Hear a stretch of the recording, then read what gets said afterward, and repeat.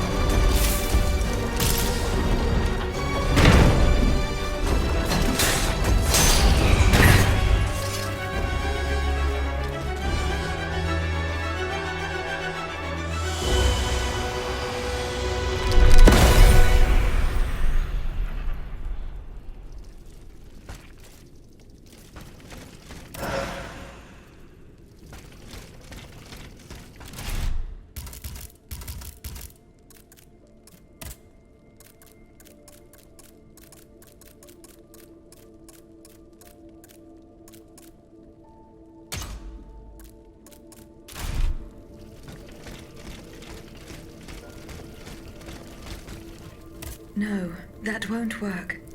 I must gather all the echoes.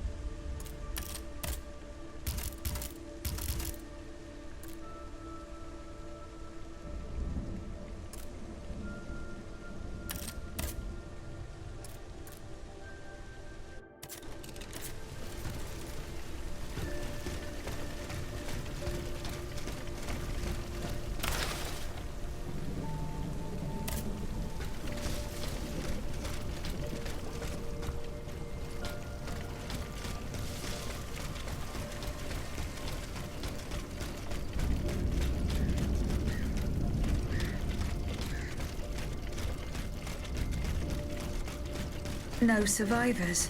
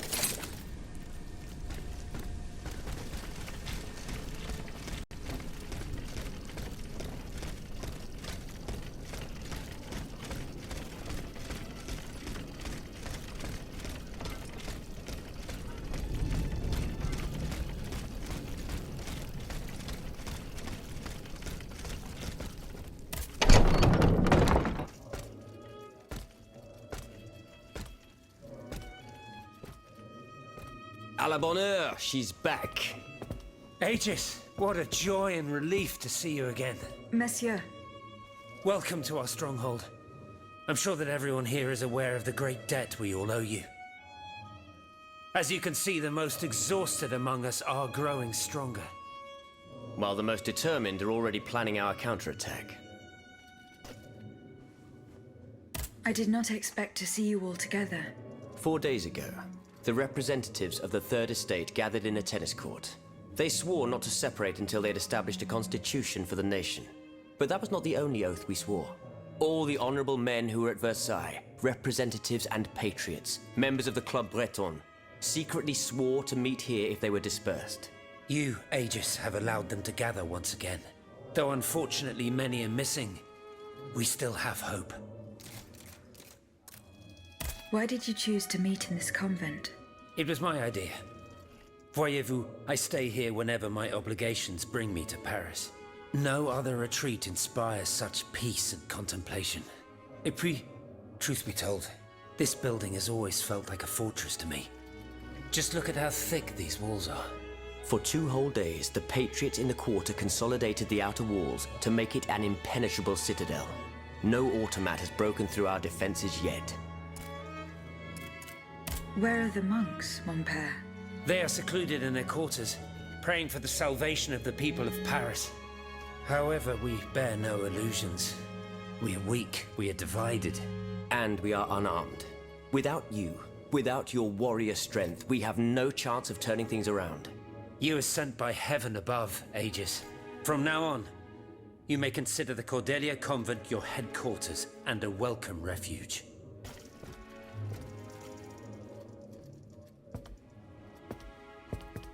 We must speak, you and I, in private, if you please. Monsieur de Lafayette must not hear a word of what I'm about to tell you. What do you mean? You all seem to be certain that I will use my strengths to serve your cause. Are you forgetting that I have a task to accomplish? Not at all, madame. We all know and support your plan to free Monsieur de Vaucanson. That is why I've taken the time to think of a way for you to get to the Bastille. I am listening. There is a patriot in Paris whose pamphlets have aroused Monsieur de Lafayette's ire. His anger is so strong that the poor man had to disappear to escape arrest. I know that he is secretly hiding in the quarries in Montmartre. A labyrinth he is said to know like the back of his hand. If anyone can help you navigate the obstacles that keep you from the Bastille, it is the elusive Monsieur Marat. Very well. I will go and find him.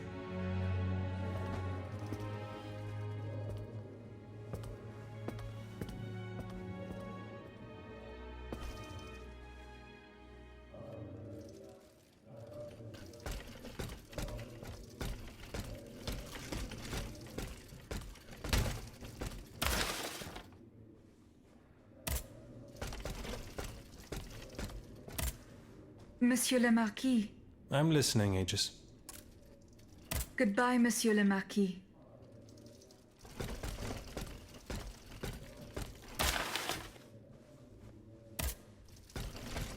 Aegis, a word, s'il vous plaît. Aegis, I'd like to talk to you about my research. Do you have a few moments to spare for me? Certainly, mon père. I am listening. I've carefully collected the testimony of our companions here. Then I compared them with the observations made during my investigation of the man who calls himself Cagliostro. I came to quite the shocking conclusion. I believe I have discovered how the royal automats remain constantly in motion, like clocks that never need winding. They get their energy from the souls of the dead, Aegis. They drink from the anima essence that permeates the purgatory described by Monseigneur de la Fare. These machines feed on the dead. The greater the massacre, the deeper the river where they slake their thirst. Is there any way to stop the bloodshed, mon père? I believe there is always hope, Aegis. As long as I remain free to pursue my research, I will never lose faith. I keep thinking about the 3 Nemes. These echoes. All of this is clearly related to Nicholas Flamel's work. The alchemist? Precisely, mon ami. And this leads me to fear the worst. What have we to fear from an alchemist who died nearly 4 centuries ago? Not him, per se. Rather, the heretic who is exploiting his discoveries. This poses a grave danger to us all. What do you fear, mon père? What do I fear? Nearly 2 months ago, the king forbade anyone from setting foot inside the Église Saint-Jacques de la Boucherie, near the Hôtel de Ville. He had the priests forcibly removed. They hardly even had time to save the church's sacred relics. Since then, only our Father in Heaven knows what they've been doing there, hidden away from the people of Paris. Mon Dieu. Flamel's tomb. My thoughts exactly, Monseigneur. Legend has it that Flamel was buried with his lapis philosophorum. What is the lapis philosophorum, mon père? The Philosopher's Stone. Where do I begin? No one knows its true nature, or even what it might look like. All that is known is that it is said to grant untold riches and eternal life to whoever possesses it. Its very existence is questioned, of course. But if it's true, just imagine what sinister purpose the king and his accomplices might find for it. We must elucidate this matter at any cost. Where is this tomb? In the church's crypt. The priests always ensured that it remained undisturbed, despite the mystery surrounding it. But now they're no longer there to protect it. We need to know for certain. But how? There are automats everywhere. Aegis, Oui, mon père. will you help us get to the bottom of this? Did you not say that it was impossible to enter the church? There is perhaps a solution. The penitent's door behind the Châtelet leads to the Quartier de l'Hôtel de Ville. It's only opened on Good Friday, but this year, I had the honor and good fortune to lead the procession. Here is the key. Goodbye, mon père.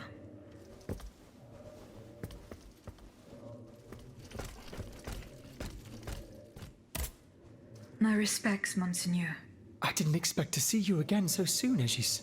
We missed you when we had to leave our shelter at Place Saint-Merry. The path that led us to this convent was not an easy one, believe me. Goodbye, Monseigneur. Allez en paix, Aegis.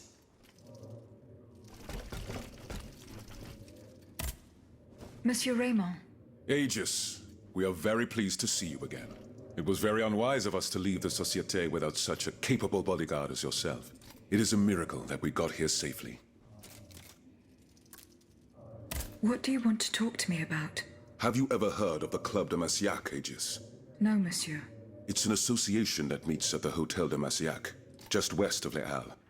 It counts some of the wealthiest plantation owners in the Empire. Those from Saint-Domingue and the Petite Santilles are most formidable adversaries. They are waging a war of influence to keep the slave trade going, and resort to the vilest methods to achieve their ends. They worship nothing but money, and their greed is matched only by their cruelty. Regrettably, my interests occasionally require me to suffer their company. 2 months ago, I was in Le Havre to settle some business with the Admiralty, when I overheard a conversation between 2 planters from Bastère. If they are to be believed, the Club de Massiac is plotting to create sleepless slaves, des esclaves sans sommeil. Those were their exact words. It's hard to say what this could possibly mean, but I fear they plan to administer some foul drug to their slaves to force them to toil day and night, without rest. Our organization will not let these poor souls endure such a hell. Aegis, we must look into this. It is a matter of great urgency. You speak of greed, Monsieur Raymond. But could you enlighten us as to what makes you any different from the planters you condemn? What exactly do you accuse me of, Monsieur de Robespierre? S'il vous plaît, do tell. Do you not also exploit the labor of these poor souls yourself on your indigo plantation? I fight every minute of every day to improve their condition. No one would have the audacity to deny this. If that's the case, then why wait? Free them. You preach abolition, yet you continue to line your pockets at their expense. The truth is, you refuse to upend the established colonial order because your entire fortune depends on it. It's easy to criticize from atop Mount Olympus, Maximilian. You know nothing of the realities of Saint-Domingue. What would happen to all these people if I freed them tomorrow? Without an education, without a livelihood, I would be condemning them to the most abject misery. No. I must act with both compassion and realism. Any reform, revolutionary or not, must be taken step by step. with moderation and prudence. This reform is not so difficult. I've begun it myself at La Belle Gabrielle, my plantation in Guyane. There you will not find slaves, but workers who earn a weekly wage. And my plantation is no less profitable. Ah, yes, profit. Because that's the most important thing.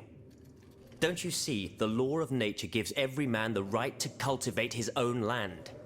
Monsieur, calm yourselves. I implore you. Now is no time to quarrel. What Monsieur Raymond has related to us is extremely worrying. We must find out more about this plot to create sleepless slaves as quickly as possible. Aegis, you are the only one who stands a chance of making it to the Hôtel de Massiac alive.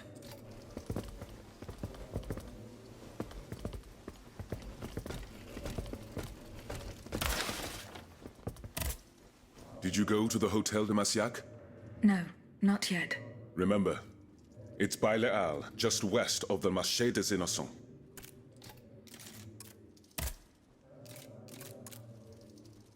What is the aim of this organization? We publish articles and exert our influence on those who are in a position to improve the lot of our unfortunate brethren. Our numbers grow by the day, and we have many illustrious members, such as the Comte de Mirabeau and the Marquis de Lafayette. But it was Monsieur Brissot and the abbot that founded the group. Good old Brissot. Shouldn't he be here by now? Yes, mon père. He should have arrived hours ago. Alas, there has been no sign of him. I hope to God that no misfortune has befallen him. What fate does the kingdom reserve for those with black skin? According to tradition, any enslaved person who sets foot on French soil is freed. This rule is most problematic in the eyes of planters in the colonies, who would seek to maintain their precious labor force. This is why, for the past 12 years, no black people have been allowed to disembark in any of the kingdom's ports. Those who accompany their masters on the journey are imprisoned in the Admiralty's jails the moment they leave the ship. As for those who manage to evade the authorities, they live in fear of the raids carried out by the Marshalsea. Are you not subject to these laws, Monsieur Raymond? I am fortunate enough to have been born a subject of the king through my father, and also to have received an education, and to be wealthy. Naturally, that makes all the difference.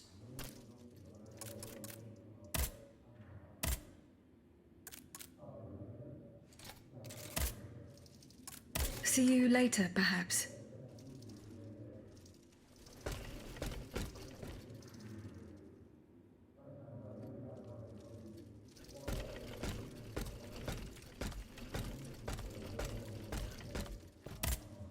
Monsieur Lavoisier, What can I do for you, Aegis? how do you intend to counter the king's actions? Unfortunately, we don't have the upper hand. For now, we can only hope to protect ourselves from him. I am convinced that something is afoot. Something that could destroy all our hopes in an instant. You have my full attention. You should know that I am a gunpowder commissioner.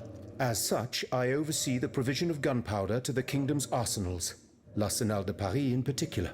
For the past 2 days, a large quantity of gunpowder from Marsangy has been sitting near Les Invalides.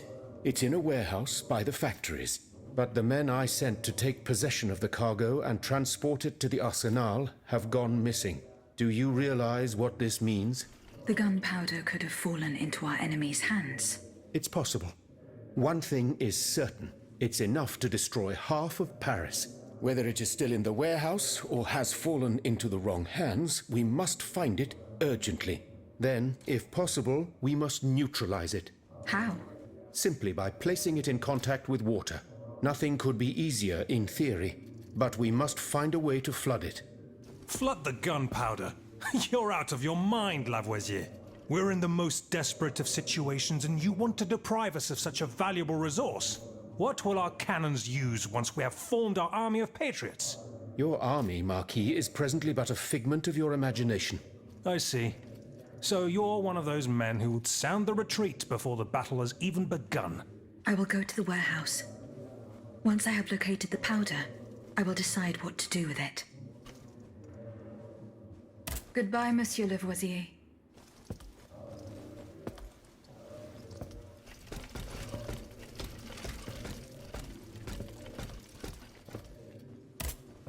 Monsieur de Mirabeau,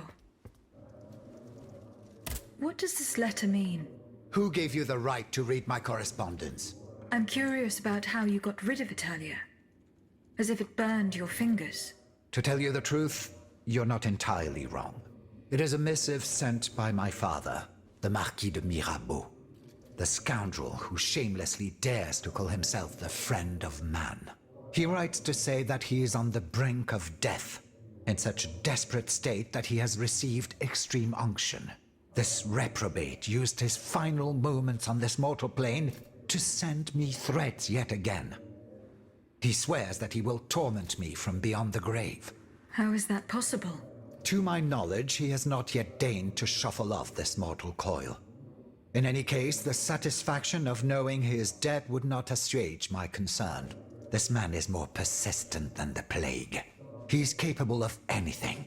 He has spent his entire life persecuting his family. And I believe he is ready to spend his eternal rest continuing to do the same. I need to know what he's planning. Where is he now? At his home in Argenteuil. Given the circumstances, going to ask him for an explanation is out of the question. But the man who heard his final confession is here. Monseigneur de la Fare. Precisely. Only this confounded shaveling refuses to tell me a word of what the old dragon confided to him. He stubbornly insists on the secrecy of confession. Bon sang. Will we ever be rid of these damned superstitions? Aegis, would you be so kind as to intercede with the bishop? Perhaps you will be able to make him change his mind.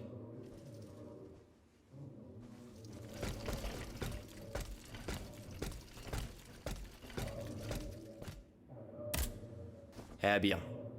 Do you come bearing news from Monsieur Marat? No, not yet. I have it on good authority that he is in the quarries in Montmartre. He's the only person who could show you a way to reach the Bastille. Don't forget.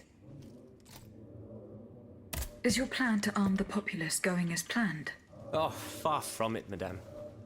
The situation is hopeless. Even if they were armed and formed into battalions, the Patriots would not be able to fight. Why is that? Most of the strategic points in the city are inaccessible. A strange illness strikes all who try.